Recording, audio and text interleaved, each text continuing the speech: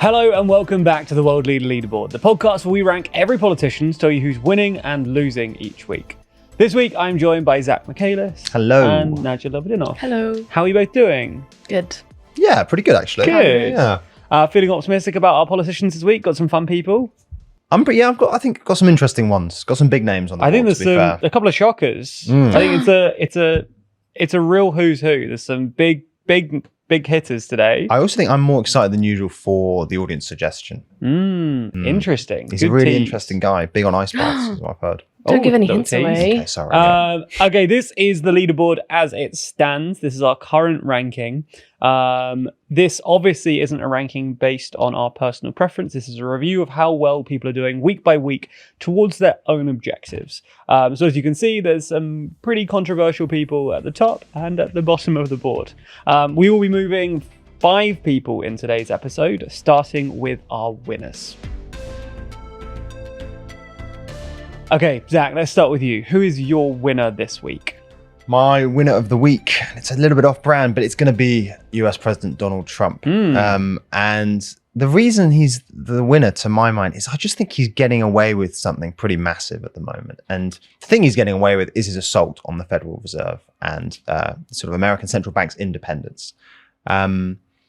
And I think it's just hard to overstate quite how unprecedented his assault on the Fed has been. I mean, obviously for the past year, and actually even going beyond that, Trump has been attacking Jerome Powell, the sort of governor of the Federal Reserve, and saying he needs to cut rates. Powell has so far resisted that pressure, but took things up a notch last week when he attempted to fire Lisa Cook, who is one of the 7 members of the permanent board of the Federal Reserve. She was appointed by Biden. Trump tried to fire her, alleging some sort of misconduct in her mortgage applications a couple of years ago. But those are just allegations. They're as yet unproven. And the vast majority of lawyers think that this won't work, right? Because under the Federal Reserve Act, you can only fire governors, quote unquote, for cause. It's actually never really been tested what counts as for cause, because literally no other president in history since the Federal Reserve was set up in the early 1900s has tried to do this, has tried to fire a Fed board member. But the vast majority of legal scholars think that allegations alone aren't sufficient for cause, and that actually for cause is supposed to really refer to professional misconduct, not private misconduct, right? And we're talking about private misconduct in sort of mortgage mishaps. Nonetheless, this will put the Supreme Court in a difficult position. And I think it's at least possible that the court bows to Trump's pressure and Cook is fired. If that is the case, Trump will get to replace her with one of his own, like-minded appointees. That will give Trump essentially a majority on the 7-member board, right? Because he appointed 2 people in his first term who have made it very, very clear in their recent public statements that they will do whatever Trump wants, basically. And one other board member abruptly resigned a couple of months ago, and he's been replaced with Trump's one of his economic advisors called Stephen Moran, who was the guy who wrote that sort of much touted paper about restructuring the global order that everyone thought Trump was secretly following when he first announced his tariffs, but it turned out he wasn't. And then if he fires Lisa Cook, obviously he'll get to replace her with this 4th candidate, whoever that ends up being. That technically wouldn't be enough for him to cut interest rates in the way that he wants, because interest rate decisions are made by 12 members in the Federal Reserve. So there's those 7 members of the permanent board, and then there are also 5 other members that are like they're regional district bank presidents, and that's technical terminology, but basically they're just very important people in the sort of US banking system. Now, at first glance, you might think that would basically mean that Trump couldn't cut interest rates in the way that he wants to, but actually, technically, all of those regional district bank heads, they have to be re-elected every 5 years. And that re-election cycle happens in February 2026. And it's never happened before. Again, we're in totally unprecedented territory. But technically, that 7-member board could use its, Trump could use his 4-man majority on that board to veto all of them. In which case, he could then just replace them with, again, sort of like pro-Trump appointees. So technically, if he did loads of very unprecedented things, Trump could have total control over basically the open market committee. So he could set whatever interest rates he wanted, or just tell his lackeys to set whatever interest rates he wanted.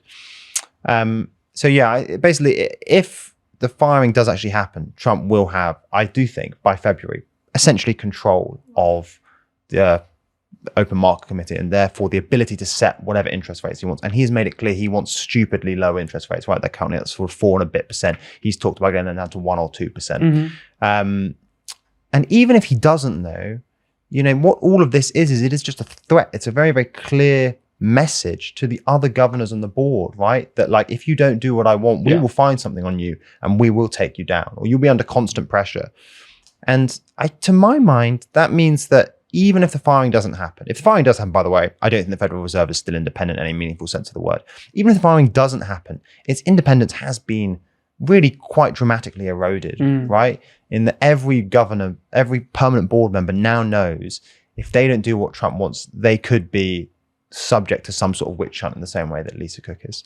And the reason he's going up on my board as opposed to down is I just think he's getting away with this. I think the market reaction has been crazy muted, right? Yeah. So bond yields, long-term bond yields went up a little bit. They're already pretty high, but not dramatically, a couple of basis points. And the dollar fell a little bit. I just think that is a crazily calm reaction to what looks like the beginnings of a sort of Erdogan Turkey style economic crisis. I mean, maybe we're not there yet. And like a lot of things with Trump, he might pull back sometime in the future.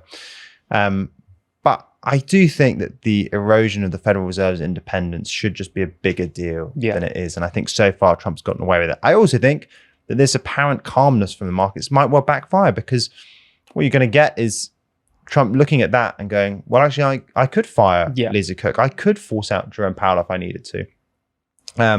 And the markets would be fine with it. And maybe they will, or maybe there will come a point where everyone goes like, oh my God, this is crazy. I just think he's doing something pretty insane. He is eroding, a long-standing norm with the explicit intention of bringing interest rates down very, very quickly, despite the fact that inflation is higher than target and there are still residual inflationary risks. But the market just hasn't really punished him for it. Okay, Trump moving up from neutral to the lightly positive section on the back of that. Couple of follow-ups. You obviously mentioned Trump's target is 1 to 2% interest rate, or at least that's what it seems to be. He's talked about getting it down that low from the 4-ish it stands at today. What has he said publicly is behind that ambition, and what more broadly do you think Trump's trying to achieve here? What is the goal that makes all of this chaos and all of this kind of legwork justified to him? So, I mean, honestly, I looked at some of the True Social posts. The things he says don't make any sense, but that's fair enough. He just says stuff like, we are the greatest economy, we can have the greatest interest rates, or stuff like that. Take from that what you will, I guess. Great. But actually, the real reason he wants to do it, there's two really obvious reasons he wants to do it, right? The first is that low interest rates mean more economic growth because credit creation is cheaper, right? That's the main reason. You want a sort of inflation and credit-fueled economic boom. And you know what? Maybe that's electorally rational, right? You can cut interest rates and sort of create or manufacture an economic boom, which most voters like, and then just leave the sort of eventual crisis, the eventual bubble popping to your successor in 4 years' time, right? You can, especially in an economy as large and sort of complicated as the US, you probably could just run it hot for a few years and let your successor deal with it. Again, that all presumes that there will be a fair election and all that shenanigans. But then the other reason is just to do with debt, right? In that basically borrowing costs, the federal government's borrowing costs track the Fed's interest rate. And so if you can get borrowing costs, you can get the interest rate down, that will make it cheaper to borrow, which will reduce the strain on America's debt burden, which is quite acute at the moment. America is borrowing, at least in nominal terms, more than it basically has ever done, or has done so far in 2025. So it's outstripped even the sort of pandemic numbers we saw in 2020. And most people think it's due to run a budget deficit of the sort of 6% of GDP in the coming years. So those are the two reasons, right? You want to run the economy hot, you get nice big GDP numbers, everyone thinks things are going great until they aren't. Again, Turkey is instructive in this respect. But also lower interest rates will ease America's sort of quite severe debt burden, debt crisis at the moment, I'd say. And second, you obviously commented on the fact that the market hasn't really reacted much yet. That is, the primary reason you've moved Trump up on the board is he's getting away with it. if he were to do this, if we were to see that the Federal Reserve was no longer fully independent, if we were to see the interest rate drag down to kind of barely 1-2%, do you think the market would react negatively then? I mean, it's obviously impossible to tell, but do you think this is just a lag of no one really trusts Trump? This might never happen. The market trying to balance things out, or do you think this is just the market will always be relatively chill on this? I don't think the market will always be relatively chill on this. I think your first theory is correct, right? I think that basically there is a sense that this won't actually happen, right? Can't actually happen. Not to the US. The US isn't Turkey after all. And, again, most people do think that the courts will block Lisa Cook's firing or what Trump's attempt to fire her. But again, I think the example of Turkey is instructive in that actually people didn't think it could really happen to Turkey. Yeah. And actually the markets were really quite calm until the last moment, right? The markets were pretty calm even after Erdogan fired his first central banker. And actually, if you look at a graph, the best way of looking at, as sort of illustrating Turkey's economic crisis is to look at the lira versus any major currency, right? And actually, it's not like there's one sudden moment where Trump fires the central bank governor and then everything collapses. Yeah. It's actually just, it accelerates, as people start taking it more seriously, but it's actually just quite a long process, right? And that the lira just steadily declines and has continued to decline, right? And the lira now trades at 30 something to the dollar. So I think in that respect, this you could imagine something similar happening in the US. The other thing I said is I think all of this, I think your question had an interesting implication, what you said, will the market react when suddenly people realize the Fed isn't independent? One of the issues here is that contrary to what the rhetoric sometimes implies, central bank independence isn't a binary. It's not like there is just an independent Fed and then there's not an independent Fed. There is always an interplay between the government and the central bank, right? Even at the moment, even sort of pre-Trump, there is this interplay insofar as obviously, Congress appoints board governors and they are sort of supposed to be dialogues between Treasury secretaries and the Fed governor. There are always actually measuring Fed independence is really quite difficult. Measuring a central bank's independence more generally is really quite difficult. And I think this is one of the reasons the market reaction has been so muted, right? Is that we always talk about independent or not independent central banks, but it isn't a binary. It is a sort of sliding, it's a spectrum. And that creates a degree of uncertainty about when the market should react, right? Sure, we've moved a little bit further down the line, but no one's saying, oh, the Fed is no longer independent. And that's why I think the market is wrong, basically, is I think that there's a failure to recognize that central bank independence does sit on a spectrum, right? And we are shifting quite dramatically down towards the not independent side of the spectrum. But the fact that we speak in those terms to imply a binary has basically made the market complacent about the relevant risks. Nadia, is there anything you want to jump in on this one, either in relation to Trump or anything else? Sure. I mean, I remember actually sitting on this couch and doing a podcast a few months ago, and I think Zach was talking as well about, I was talking right? I was talking to Zach we were talking about the whole Jerome Powell and Trump kind of standoff and at the end of the day, who has the kind of higher ground? Is it the Fed or the government? And I guess it's just quite interesting to see that ever since Trump's got into power, he has been pushing to get the Fed under kind of his control. The same with his whole tariffs. This is something he stated from the beginning and something he's continued to push. And, he's tried to attack Jerome Powell. That doesn't work. Now he's trying to attack Lisa Cook. And it's clearly he's not going to give up until he is able to get the Fed under his control in some way. And I think it was interesting what Zach said about his whole kind of his strategy in the next few years, if he is able to lower interest rates and run the economy hot until his successor comes. I think Zach made a good point. If his successor does even come, if we see Trump starting to erode the independency of the Fed, what's next? Courts, maybe constitutional courts, and erode the independency of that. What's to say that his term limits won't be, extended or something? As in, this is kind of, then he hits the that may not happen. Of course, this may not happen, but this is kind of the way things are going. Sure. Where more and more that kind of centralization of Trump's power is like, that is kind of manifesting. We're seeing that slowly. May not happen overnight, but like Zach said, the whole Erdogan situation didn't happen overnight either. So, yeah. Yeah, I think Nigel, what all that speaks to is that like his ability to shift the Overton window is just really, it's incredibly impressive as a politician, right? Trump has this incredible knack to do things that everyone said he wouldn't do. And then everyone just, but also just to convince everyone that it's sort of fine and normal. I think it's an incredible political skill, to be fair. It is. It's very, it's like very Erdogan-y. I don't know, it's just quite like, we see this kind of lawfare in these countries that do have authoritarian tendencies, and it is normalized. But now that it's just becoming normalized in America, it's quite interesting to see how it plays out as well. Yeah. Before we move on to your person, Nadja, before we move into who you're moving up, I want to shout out our magazine, Too Long. And in particular, after Zach's diatribe,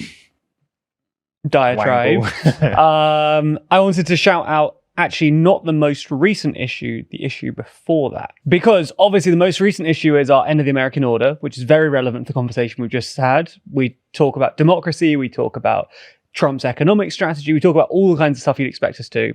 Plays into this conversation very well. But also our previous issue about the most influential people also is very important. Trump obviously was rated or ranked as the most influential person in the world by you, the audience, and us in our joint ranking. But Jerome Powell also made the list. Jerome Powell came in at 12th. So pretty high. He was our 12th most influential person. And in the magazine, we write about him. We write about the kind of independence of the Fed. In the article is even called, Can Powell Resist Trump? So I think it's an interesting companion to what we've just said, that kind of a few months ago, we thought Powell was maybe more able to stand up to Trump and the Fed. And he was one of the most influential people in the world. Do you think he's still, I mean, spoilers for when we do this ranking again next year, but do you think 12th feels too high or too low at this stage for Powell? So, yeah, I think we didn't talk about this in that previous section, but actually, yes, I think Powell is still able to stand up to Trump. I think that's one of the really interesting things. I think that's one of the reasons Trump has sort of redirected his ire towards other board members, right? In that Powell has done, I mean, he has the most miserable job in the world, right? Which is just basically saying, no, I'm not going to cut rates over and over and over again as Trump tries harder and harder and harder to basically pressure him out of office. He must want to desperately leave his job, but know that he can't because it would, leave the American economy in ruins. I mean, he's done an incredibly dutiful thing here, but I think Powell can resist Trump. I also think people should keep an eye out for the next open market meeting, basically the next interest rate decision, because he gave a speech at Jackson Hole, which is this big meeting of central bankers, where he quite strongly implied that he was open to rate cuts. And some people said, oh, okay, that's Trump's pressure finally getting to him. I don't think that's true. I think he's just looked at basically really weak jobs data and gone, okay, the American economy needs a bit more put into it, right? It's looking dangerously close to a recession. But I do think that he also said, and this was in less publicized bits of that speech, he also did say, look, this all depends on further data releases. And then actually, if inflation does look like it's running hot, I think there's obviously like these sort of CPI report to come out, and then producer inflation, so like industrial prices have been coming in very hot in the US recently. And I think basically, so he's going to have to look at those reports before he makes a decision. I think there is actually a surprisingly high chance, again, I think the market's underestimating this, that actually come the next decision, he decides to hold rates again. And I think in that instance, I mean, it will be obviously proof that he really can stand up to Trump. And I think that actually, even if he did decide to cut rates, that shouldn't really be taken as him bowing to pressure from Trump. That should actually be taken as a sort of reasonable response to the relevant data. But if he doesn't decide to cut rates, I do think, obviously that would be total proof that he can stand up to Trump. But B, I think we should really, that'll be the make or break moment for Trump, right? Because Trump actually, you could make a very reasonable case for rate cuts at the moment, not to the level that Trump wants, but a little one, 25 basis points, something like that. And if Powell says no again, I think Trump will be emboldened by the muted market reaction to the Lisa Cook shenanigans, and he'll just say, that is enough. I'm going to do whatever I can to get rid of you now, right? But so I think Powell's done an incredible job. The issue is obviously that his term ends next year, and whoever Trump appoints will clearly just not be anywhere near as resistant. if you're interested in learning more about that, then if you're interested in finding out who the entire top 25 most influential people as ranked by you and us are, you can find that in our spring issue of Too Long, our most influential people issue.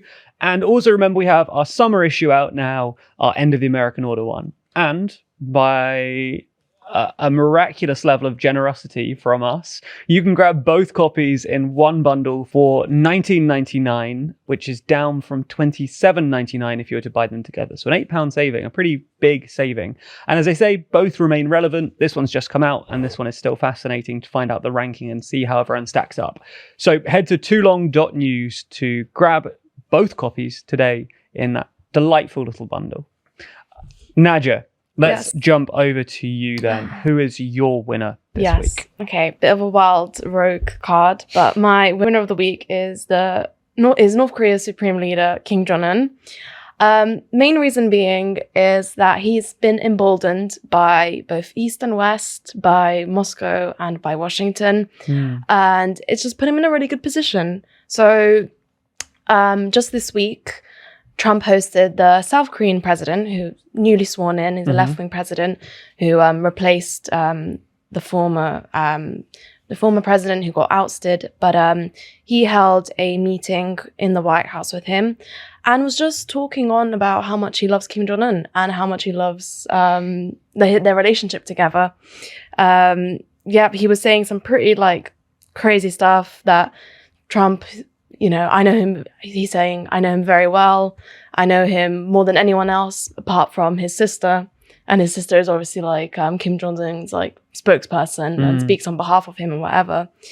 And I think that's quite interesting because he's also mentioned in that meeting that he wants to set up a meeting with Kim Jong-un as well. And that he's really excited to see him. Now, in his first term, Trump had already met Kim Jong-un, I think 3 times in the space of 2 years towards the end of his term.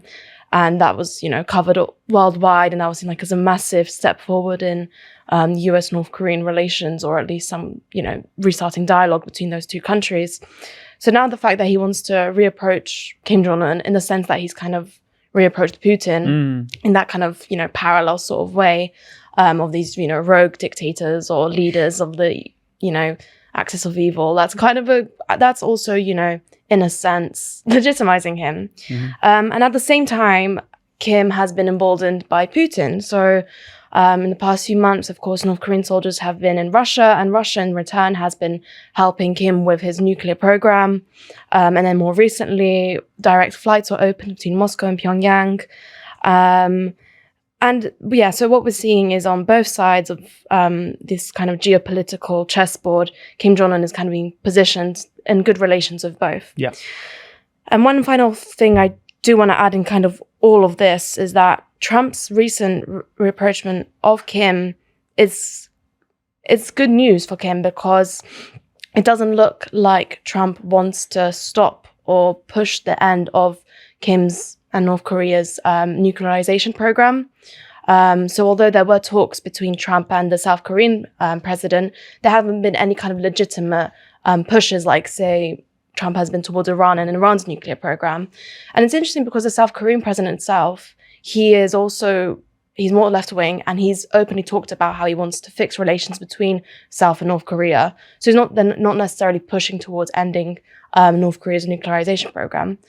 Although Pyongyang has said it has no interest whatsoever in mending ties with South Korea. I guess it's just interesting to see how things are playing out, whether this goal of denuclearizing North Korea will be abandoned eventually, and that will further embolden Kim in the nearby future or not. We'll see, but I think for these reasons, he's a winner this week. Okay, Kim Jong-un moving up from the lightly positive to the fully positive tier. Moving up the board, Kim Jong-un there. You mentioned, obviously, some of the things that Kim is getting out of this. He's getting legitimacy. He's being emboldened. There's maybe some rolling back of the attempts to denuclearize North Korea. Yeah.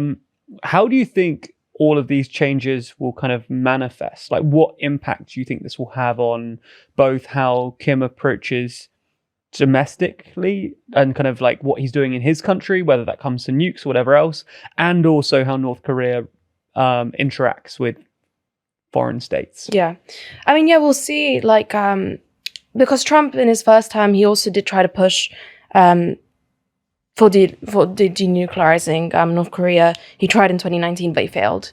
And now, arguably, North Korea is even in a stronger position than it was before because it has Russia on its side. So it's very likely if Trump does try to push the same thing again, that he will fail.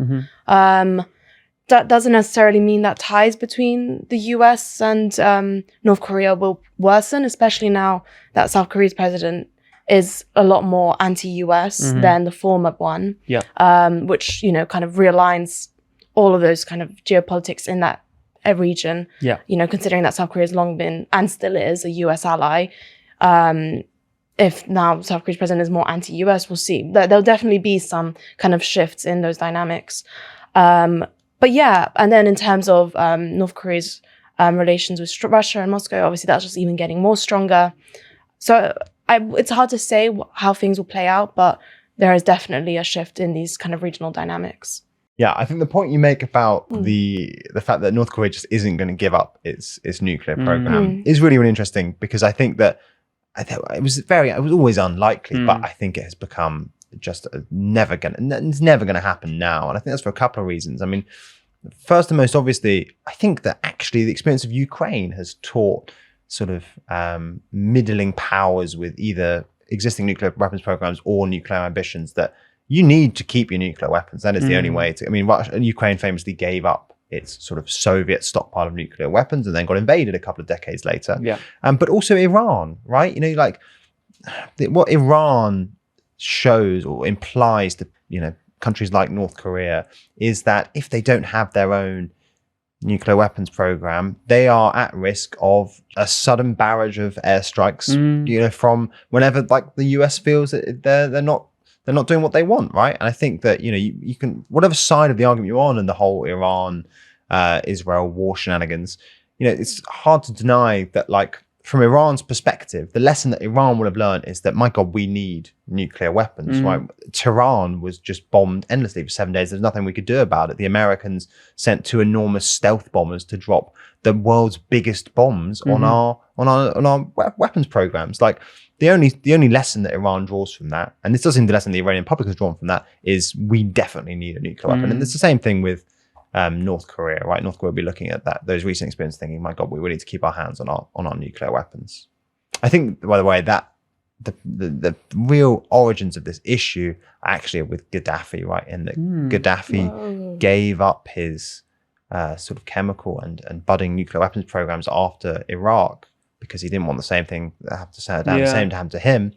And then in the Arab Spring, you know, we saw how that ended. Yeah, exactly. And with the help of NATO, right? So NATO did help the militias in Libya basically kill Gaddafi. So if you're someone like Kim Jong-un, you don't really want to give up your weapons because you don't know what happened a decade later. I know. But the Gaddafi throwback, I think, is interesting because actually we never think about Gaddafi in the West anymore. But he's not on the world leaderboard. But after that happened, there was a lot of discourse in basically slightly more authoritarian countries about like the lessons from Gaddafi, right? And that you don't trust NATO, you don't sort of willingly give up your nuclear weapons because they'll turn around a decade later and kill you.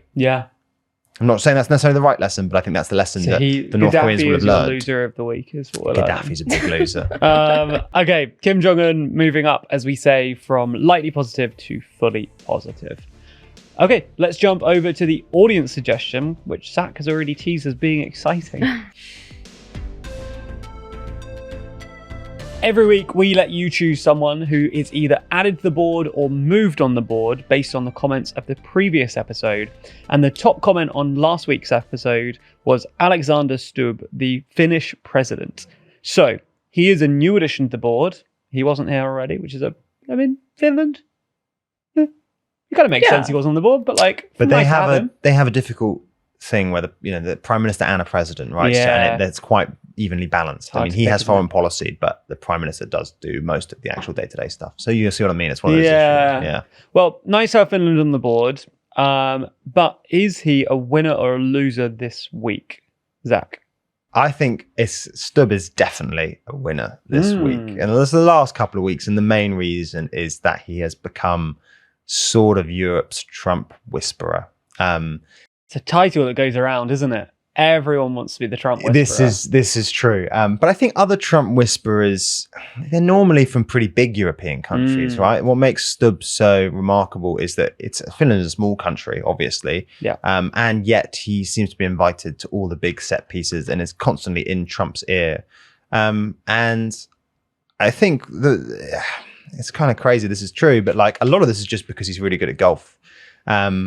Stubb actually for a while was going to become a pro golfer. He was in the Finnish national golf team, and that Trump loves playing golf with him and is very complimentary about his golfing abilities. And that just means that Stubb gets 8 hours alone with Trump when Trump's in a good mood, right? Yeah. After their last golf game, Trump came out after it and agreed to buy a whole load of. He said, "I agreed to buy a whole load of ships off Finland," which is, well done from Alexander Stubb. And then also took a slightly more hawkish stance on Ukraine. So like.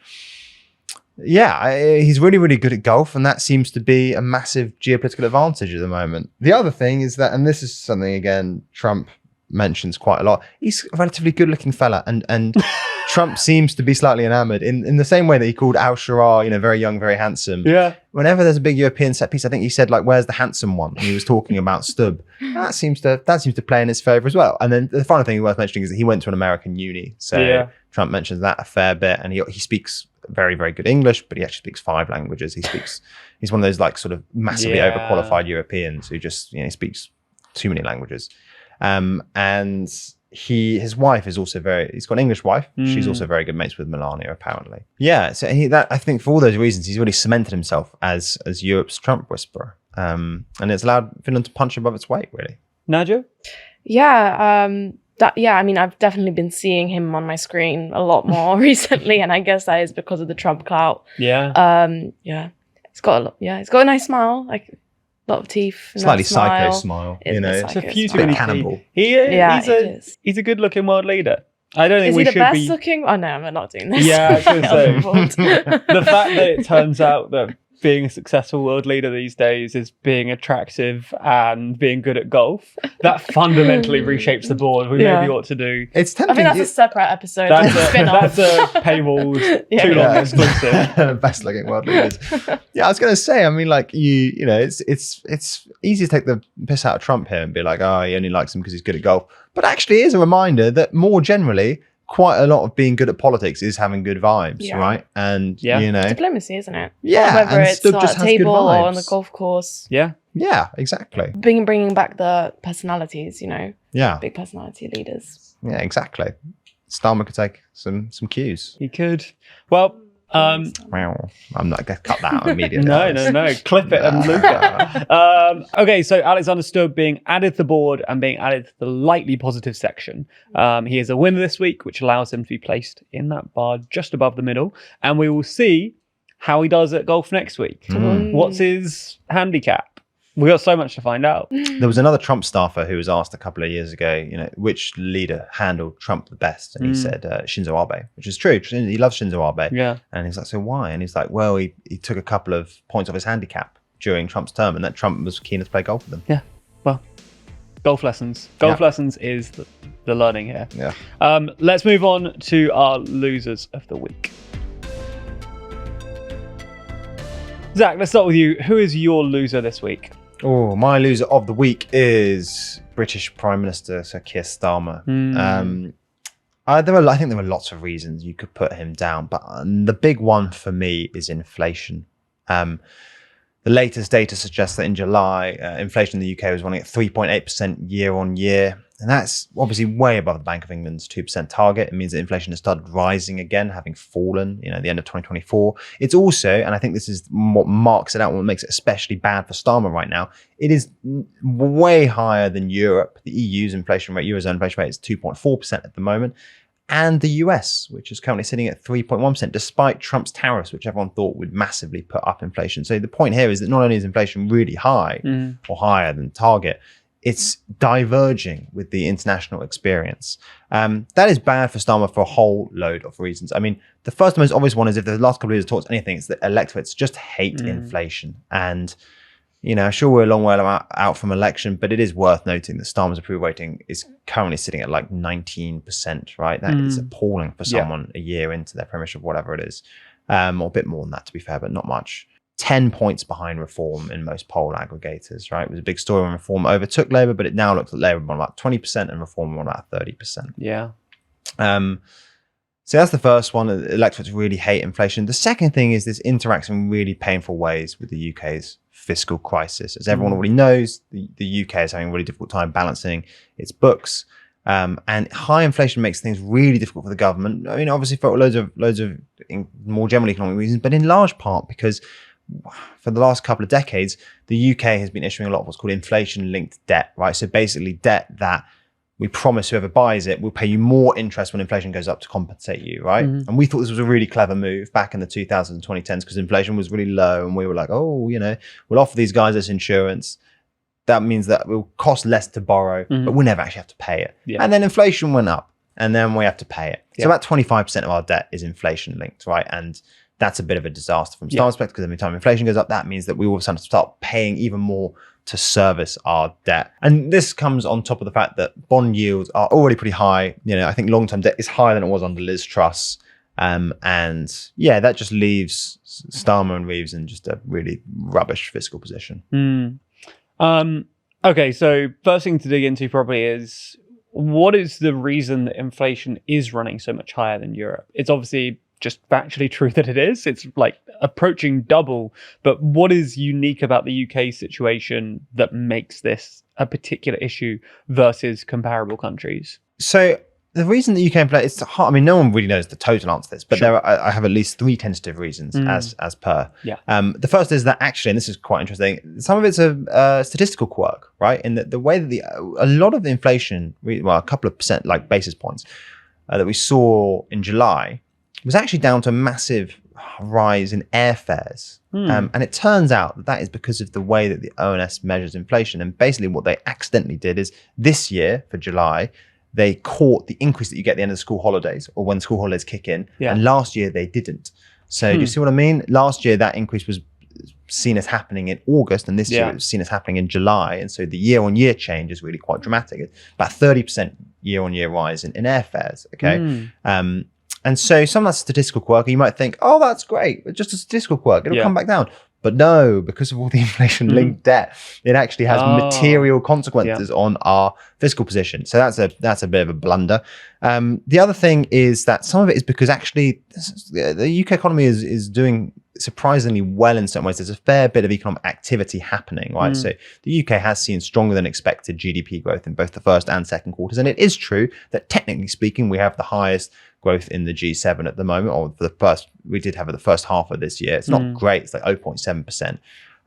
But that just it's a bit stronger than Europe and a bit stronger than the US, which means more people buying stuff, so inflation goes up. And the third thing though is energy. The UK is in a really crap position energy-wise. We still have really high energy prices. And that feeds through to domestic bills, but it also just feeds through in loads of other indirect ways, right? It feeds through to to food prices, it feeds through to services prices, la-di-da-di-da. And the UK does have still really some of the highest energy costs in the developed world. I mean, it's quite astonishing to my mind. The UK is as rich as it is, given how crap our energy situation is, right? Those are the reasons. And finally, you touched on growth there. That's obviously a key part of the government's agenda. It's one of the buzzwords that they will keep coming back to. You've kind of addressed the first part of my question, which was going to be, how is that going? Like, is that a brighter spot, at least? Are we seeing some material impact of those policies? And I guess you've kind of answered that already, but does this undermine and kind of supersede that benefit? Like, is this inflation issue going to make that growth project harder? And even if it doesn't, does that, at least electorally, is that going to undermine the argument of, oh, we're growing faster than G7, it might only be 0.7%, but everyone's like, well, yeah, but my Tesco meal deal costs another 30p now, so f*** you. So I basically think, yes, I think that is the lesson that everyone in politics should have learned over the past couple of years, especially from the US, where growth was really strong, but inflation was always also quite high. Electorates don't really care about like okay growth. Again, 0.7% is nothing to, to shout about. It's okay. I mean, it's better than, but again, the reason it's better than the G7 is because the rest of the G7 is doing really badly, right? And actually, 0.7% GDP growth is not going to offset the political and electoral costs of 4% inflation. Inflation just hurts more. People care more about inflation. So yeah, basically, I think yes, in the aggregate, it is worse for the government to have high inflation and quite high growth than it is to have lower inflation and slightly lower growth. Okay, well, bad news for Starmer, and that's why he's moving down on the board. He's already at the bottom of the board, so he can't shuffle down any further. That's why he currently has a -1 next to his name. That indicates he's already hit the bottom of the board once. We're now going to have to bump that up to a -2 because he has now hit the bottom twice, indicating if there were further to go, Starmer certainly would be going there. Okay, Nadja, let's jump over to you for our final movement of the week. Who is your loser this week? Zach's not going to be happy. It's French president. My loser of this week is French President Emmanuel Macron. And this story doesn't necessarily start with Macron. It starts with his Prime Minister, Francois Bayrou. Bayrou was chosen by Macron essentially after a series of consecutive prime ministers stepped down. He was chosen by Macron to essentially fix France's public finances. So if we don't already know, or if you haven't heard Zach saying, France's finances aren't in a great position. Their debt and deficit is pretty big. It's currently at around 47 billion euros. And Bayrou was essentially chosen to fix that. However, this week, Bayrou decided to call he recalled Parliament for a non-confidence vote, which will be held on September 8th. And this has become a problem for Macron. Now, the no-confidence vote comes at the back of a left-wing movement and unions coming together to call for a complete blockade. It's a massive left-wing movement that's kind of seen as the successor of the Yellow Vests, and it's called bloquons tout, so blocking everything out. They essentially are calling for a general strike in response to some of Bayrou's fiscal decisions. So in order to try and tame down France's massive debt, he has been pushing to cut public spending. And public spending in France it's massive. It makes up around 60% of GDP. And Bayrou saw as the most easiest solution to try and cut down France's debt.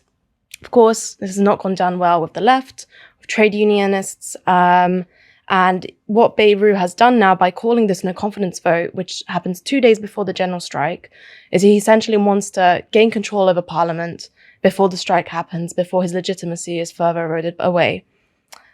However, the stakes have been raised further for Emmanuel Macron because the leader of the far left party in France currently, Jean-Luc Mélenchon, he has tied this no-confidence vote to essentially an impeachment to file.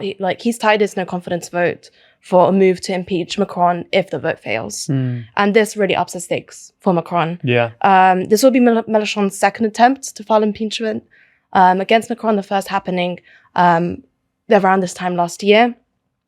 And the reason why these stakes are high is that it does kind of look like the vote might actually not pass. It does look like Bayrou and Macron have made a bit of a blunder in choosing to do a no-confidence vote at this stage. The main reason being is that, of course, Mélenchon's party won't be voting in confidence of Bayrou, but also Le Pen, Marine Le Pen and her far-right National Rally Party, who have in the past kind of supported Bayrou and his centrist government, has also said that they won't vote in confidence for Bayrou. Now, Bayrou's centrist coalition is around 160 seats. I think it's 165. But the minimum he needs for the vote to be passed is 289. And it just looks like that's not going to happen now. So Le Pen was essentially his kind of only lifeline to try and get to the target. But with her saying we won't be voting in confidence, that looks like it's all going to collapse now. So Bayrou and Macron have really miscalculated this move. And that's essentially why Macron is going down for this week. We'll have to see how the vote plays out. But he is in a very sticky situation, yeah. It certainly doesn't sound good. Macron there moving down from the positive section to the lightly positive section. How real do you think the consequences of this vote are? Obviously, you mentioned Mélenchon has tried to launch impeachment proceedings before. There's obviously a whole process that has to happen there. How much danger is Macron in, do you think, if his Prime Minister does lose this? Sure. I mean, there's essentially three ways that Macron can go about this. If the vote is lost, Macron can either choose a new PM, which he's done now, I think, like 3 or 4 times in this second term. But whoever he chooses as the next PM, it's going to be an unpopular choice anyway. So it's already gone through 3 or 5. Yeah. And I don't think anyone will be up to that job, wanting to do that job. It's a pretty job to be in right now. So he could either do that. He could call early elections, which is what he did. It is what he did. Yeah, what he did last year. But again, if these protests that are planned to happen really start kind of gaining momentum, that might backfire for him. But we don't know yet how big these protests will actually be by then. The third thing he can do is wait out his term and allow the protests to roll over and just, see what happens. But in terms of the impeachment trial itself, that's obviously will take a long time. Yeah. But it's not, I mean, he doesn't really have any good options right now. So we'll have to see how the vote goes. Absolutely. Before we close, I've seen you put in faces. Your what? boy, Manu. Face behind my back. No, it's just hurt. Yeah. Sorry. What do you make of this, Zach? Do you agree with my take? I do agree with the take, unfortunately. I think the main mistake that Macron has made is taking all these gambles, and none of them have paid off, right? He's no Sanchez. No, he loves daring the French electorate, be like, okay, fine, actually vote for someone else. And they go, yeah, fine, we'll vote for someone else. And I also just think that he's just too unpopular. We have talked about this in another podcast, right? He's just too unpopular to sell the necessity of tax and spending cuts to the electorate. And this means that his government is just stuck in this appalling doom loop. I don't see a way out of it, right? The doom loop is that every time they try to pass a budget and it fails, the French assets sell off and borrowing costs get even higher. And then that makes the budget even more difficult to pass the next time. And then it fails and we get this another sell-off. And, French borrowing costs are now past Italy's in short-term debt, right? Almost unimaginable a couple of years ago. I don't think there's anyone who can... I think Nigel's right. There's no plausible candidate for prime minister who might be able to pass a budget. So I think he's stuck at a bit of an impasse, and I think it's just because his gambles haven't paid off. Right. I think it would be pretty precariously bad for Europe as a whole, though, if he was to be ousted via an impeachment at this time. I think that would leave a bit of a strategic void in sort of like Europe more widely. Definitely, yeah. But I do think he's just stuck on a bit of doom. And I am just fundamentally, I think this is one of those really difficult things where the markets are saying one thing and the electorate is saying another thing. And if you're actually the incumbent, that leaves you in a miserable place. Again, Keir Starmer, another absolutely victim of that predicament.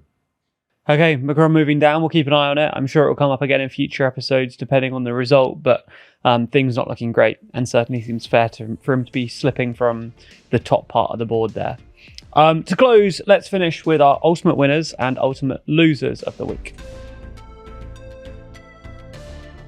Okay, so now that we've moved everyone on the board that we're going to move this episode, we get to decide which of them is the ultimate winner and which of them is the ultimate loser. Each of us gets a vote, and if we have a consensus on either, that person then moves an additional spot up or down on the board. We're going to start with our ultimate winner of the week. Your options are Trump, Kim Jong-un, and Alexander Stubb. Zach, let's start with you. Who is your ultimate winner this week? My ultimate winner is Alexander Stubb. I just, I think he's punching above his weight. I also think for quite fun reasons. Yeah. Being good at golf and not even that handsome, but handsome enough to attract Trump's handsome attention. Enough. There you go. That's all I'm handsome enough. That's all we can hope for. Stop making hats with things I say. Nadia. I went for Stubb as well. Hey. Yeah, I don't know. I think his smile's won me over now. You thought he looked weird to begin with. Did. Yeah, I know, but he's just been staring at the I know, he's been staring at us. I've had the same thing. I feel kind of pressure to put him up now. Well, I'm sorry I went for Trump. It's a pretty big play he's doing at the moment. He's doing pretty well. I think neutral is probably a bit underplaying where Trump is right now. So I think shuffling them up another spot might be useful. But you think, I'm always torn by how to think about Trump. In one sense, he's doing some pretty unprecedented stuff and apparently getting away with it.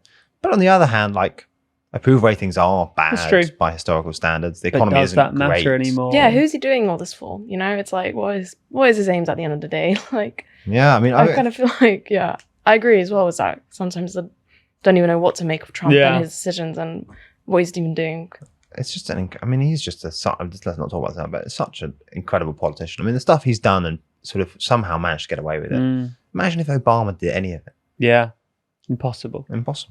Okay, so no consensus there. Let's move to our loser of the week. Fewer options here, so we might get consensus. You've got Macron and you've got Starmer. Zach, who is your ultimate loser this week? I was convinced by Naja's slightly unfair diatribe, but I'm putting Manu down. I think does look like the there's just not really any way out. And I just think that's a pretty rubbish situation to be in. Yeah. You know, I literally just don't see any options at this point. I think he cannot convince the electorate that the tax and spending cuts are necessary. And so, like, where do you go? Yeah. He'll be all right. Don't worry. He'll be fine. He'll be okay. I've got spare room. Nadia? I went for Macron as well, for Zach's reasons, and also Starmer is already at the bottom. Yeah, so there's not much space for him to go. I agree. Oh no, poor Macron moves down. Poor Manu, he's again. gone all the way down. So Macron moving from lightly positive to fully neutral. Not bad, considering he's got a looming impeachment and his prime minister might be ousted. Yeah, to be fair, think neutral's pretty good. Yeah, he's got an approval rating again of like about 20. So. Yeah. Okay, so this is how the board stands at the end of today's episode. Let us know in the comments who you think we should either add to the board or move on the board next week. And whichever comment has the most likes will be the one that is moved as the audience's suggestion. So make sure to comment and also make sure to vote on other people's comments because it is the one with the most likes, not the most mentions. Okay, we will be back again next week with more winners, more losers, and more leaderboards. I'm sorry, It's okay. just gonna finish there. Yeah.